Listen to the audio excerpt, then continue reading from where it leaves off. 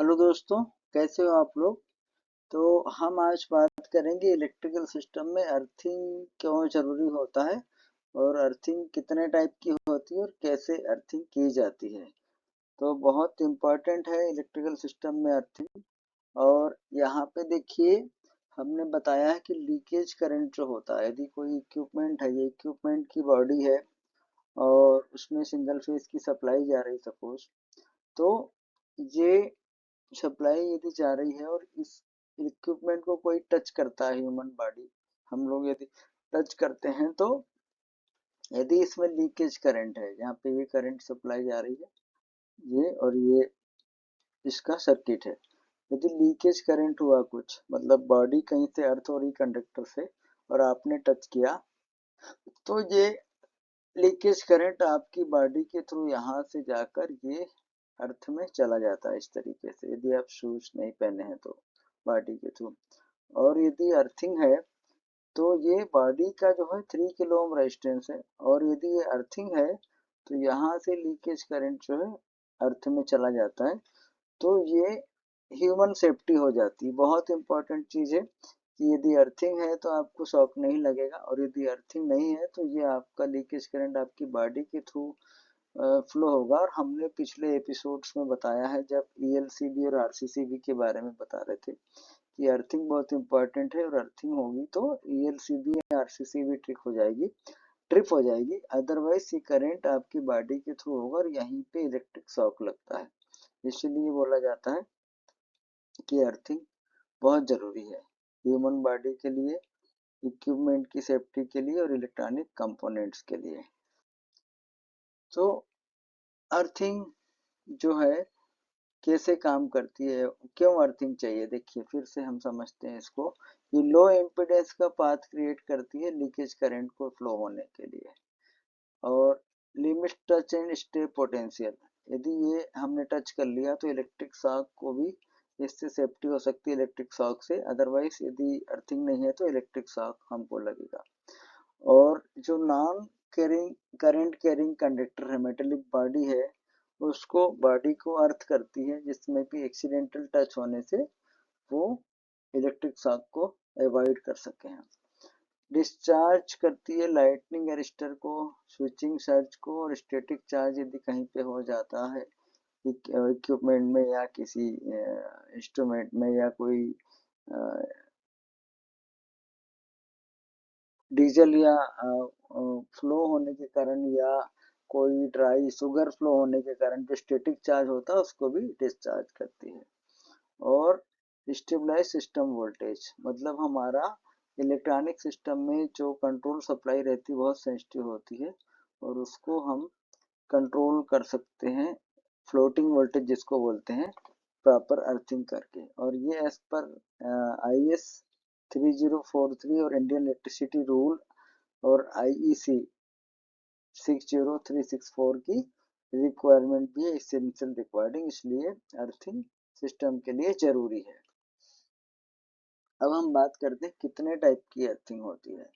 तो अर्थिंग होती है, प्लेट टाइप की अर्थिंग होती है, जिसमें जीआई की प्लेट 600 mm बाई 600 mm की लगाते हैं, जो 6.3 mm थिकनेस की होना चाहिए। कॉपर प्लेट यदि लगाएंगे तो 600 mm by 600 mm to 3.15 mm की होगी, और जिसको हम वर्टिकली अंदर अर्थ में, अर्थ पिट में डालते हैं। पाइप अर्थिंग होती है, 40 mm के बोर पाइप में जीआई पाइप डाला जाता है, जिसकी 2.5 से 4.5 मीटर डेप्थ होती है। और ये जनरली एलटी स्विच गियर या एलटी स्विच गियर में रिकमेंड करते हैं। आजकल रॉड अर्थिंग मिलती है रेडीमेड, इलेक्ट्रोड्स के को भी यूज करते हैं। रॉड अर्थिंग मतलब कॉपर की बॉन्डेड रॉड होगी 17 से 25 mm की, और 3 मीटर डेप्थ में इसको डाल देते हैं, तो इसको बोलते हैं कॉपर की या एल्यूमिनियम की रॉड होगी, या जीआई की, कॉपर या जीआई की, तो उसको रॉड अर्थिंग बोलते हैं। स्ट्रिप कंडक्टर अर्थिंग होती है, जिसमें 25 mm की जीआई कॉपर स्ट्रिप से या कॉपर स्ट्रिप से हम डाल के उसको अर्थिंग कर देते हैं, जो ग्राउंड में वर्टिकली हमको लगाते हैं। डिटेल्स हम इसके आगे की स्लाइड में समझेंगे। अगली होती है आजकल रेडीमेड इलेक्ट्रोड्स आते हैं, केमिकल होती है और ये मेंटेनेंस फ्री होती है। ये क्रिस्टलाइन कंपाउंड या बेटोनाइट कंपाउंड बेकफिल होता है और इसको हम यूज करते हैं नमक और चारकोल की जगह। तो ये रेडीमेड इलेक्ट्रोड विद केमिकल मिलते हैं, ये भी हमारी अर्थिंग आजकल ज़्यादा पॉपुलर हो रही, जहाँ पे अर्थिंग पिट नहीं कर सकते लेकिन पाइल करना होता है। सिस्टम अर्थिंग होती है और सिस्टम अर्थिंग में जो है हमारा अलग अलग टाइप के इक्विपमेंट की अर्थिंग जो रिकमेंड की जाती है उसको करना होता फॉर इलेक्ट्रॉनिक इक्विपमेंट के प्रोटेक्शन के लिए। टाइप ऑफ अर्थिंग हम जैसे बात कर रहे थे, हम पिक्चर से दिखाया कि प्लेट अर्थिंग है, इसमें कॉपर की प्लेट है 600 mm की और ये चारकोल साल्ट जैसे डालते हैं वैसा रहता है और यहाँ से ये अर्थिंग स्ट्रिप के थ्रू कनेक्ट कर देते हैं ग्राउंड के अंदर। पाइप अर्थिंग जैसे है कि ये पाइप एक डाल दिया जाता है और इसके साथ जीआई की स्ट्रिप से या कॉपर स्ट्रिप से हम ऊपर कनेक्ट कर देते हैं अर्थिंग पॉइंट पे। रॉड अर्थिंग हमने दिखाई यहाँ पे कि रॉड होती कॉपर की या एल्यूमिनियम की, सॉरी जीआई की, तो इसको यहाँ डाल के इससे भी अर्थिंग कर देते हैं। स्ट्रिप वायर अर्थिंग बताया कि स्ट्रिप जो है यहाँ पे इस टाइप से डाल देते हैं और इसको स्ट्रिप से ऊपर डायरेक्ट कनेक्ट कर देते हैं, तो ये भी एक अर्थिंग का तरीका है जो जनरली किया जाता है। अब अर्थिंग पिट के डिटेल्स हम लोग समझ लेते हैं कि अर्थिंग पिट के डिटेल कैसे होते हैं। तो अर्थिंग पिट हमको करना होता है करीब 2.5 से 3.3 मीटर का। ये देख लें कि आपके एरिया में जहाँ अर्थिंग कर रहे हो ब्लैक कार्टन सॉइल या सॉइल आपको मिल जाए जहाँ पे आप अर्थिंग की प्लेट डालेंगे। तो ये प्लेट कॉपर की या जीआई की जो होती है यहाँ पे 600 mm बाई 600 mm की प्लेट डल जाती है। इसको ऊपर से अर्थिंग स्ट्रिप से कनेक्ट कर देते हैं और यहाँ पर एक पानी का पाइप भी डाल देते हैं, जिससे कि पाइप डाल दिया हमने जीआई का, जिससे कि यहाँ पे इसको पानी गर्मियों में डालना पड़ता है अर्थिंग की रेजिस्टेंस प्रॉपर मेंटेन करने के लिए। ऊपर एक चेम्बर दिया जाता है, यहाँ पे चेम्बर है जिसमें अर्थिंग स्ट्रिप आती है और पानी का पाइप भी आ जाता है। तो ये चेम्बर बना देते हैं ब्रिक मशीनरी से और इसकी साइज हमने दिए हुए हैं यहाँ पे। तो इस तरीके से ये प्लेट अर्थिंग जो ट्रेडिशनल की जाती है वो होती है और इसमें जब जहाँ पे कॉपर की प्लेट डाले जाते हैं वो अल्टरनेट लेयर चारकोल साल्ट फिर चारकोल साल्ट इस तरीके से डाल देते हैं।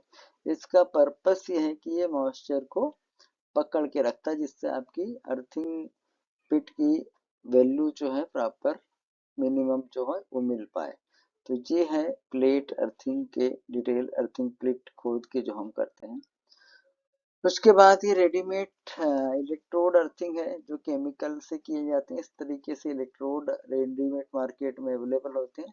ये एक गड्ढा कर दिया जाता है और ये गड्ढे में इसको इलेक्ट्रोड को डाल दिया जाता है या कॉपर रॉड डालना है तो, और केमिकल के कंपाउंड्स यहाँ पे जो रेडीमेड आते हैं वो डाल देते हैं।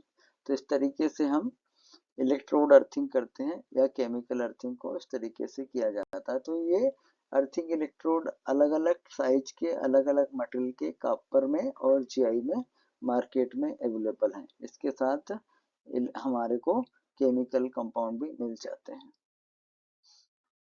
अर्थिंग पिट के डायमेंशन हमने जैसे बताया कि ये हमको 1.5 मीटर बाई 1.5 मीटर का गड्ढा खोदना पड़ता है और 300 mm डाया का बोर करना पड़ता है। यदि हम पिट अर्थिंग कर रहे हैं तो 300 mm डाया का नीचे तक गड्ढा करना पड़ता है ये चेम्बर बनाने के लिए। इसके बाद इसकी डेप्थ जो रहेगी ये 3 से 4.5 मीटर होती है, जहाँ पे आपको अच्छी क्वालिटी की सॉइल मिल जाए। इसके बाद ये 150 mm थिकनेस की चारकोल और साल्ट की लेयर डालनी होती है, जिसकी कंडक्टिविटी को मेंटेन करके रख ले, या केमिकल कंपाउंड जो हम इसके साथ रेडीमेड इलेक्ट्रोड के साथ आते हैं।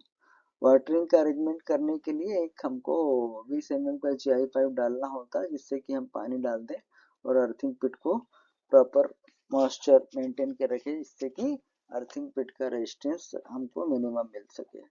इंस्पेक्शन चेम्बर जैसा है पिक्चर में दिखाया है, ये 300 mm बाई 300 mm का एक ब्रिक मशीनरी का इंस्पेक्शन चेम्बर बनाना होता है, जिसके ऊपर एक कवर भी हम कर देते हैं।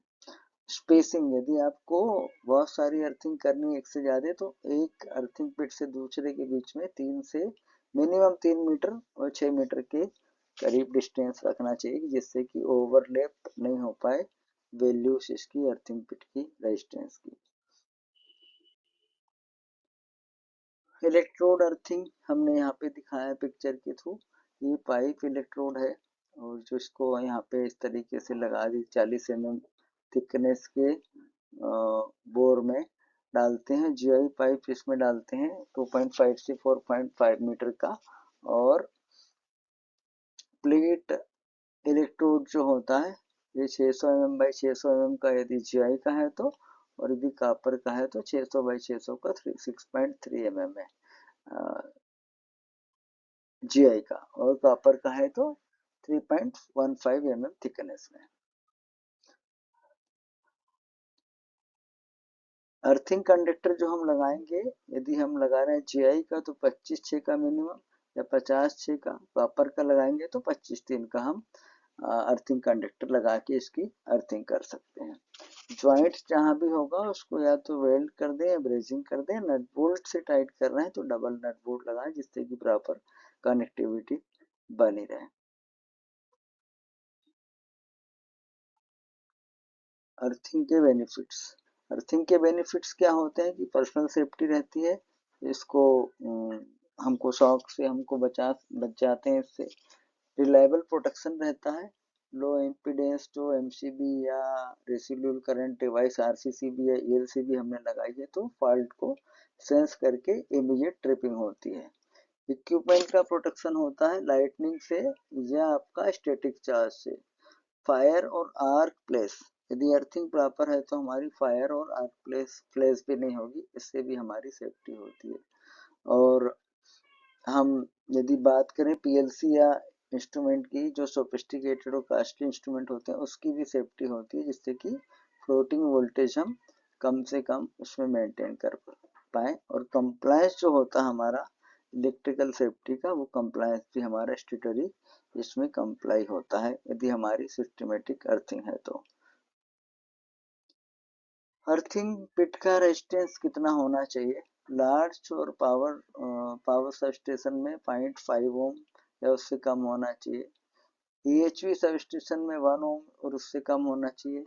33 केवी और स्मॉल सब स्टेशन जो 11 केवी की है 2 ओम या उससे कम होना चाहिए। डिस्ट्रीब्यूशन ट्रांसफॉर्मर में 5 ओम या उससे कम होना चाहिए। और यदि टावर फुटिंग है, कहीं पे टावर की अर्थिंग हो रही है तो 8 ओम या उससे कम होना चाहिए।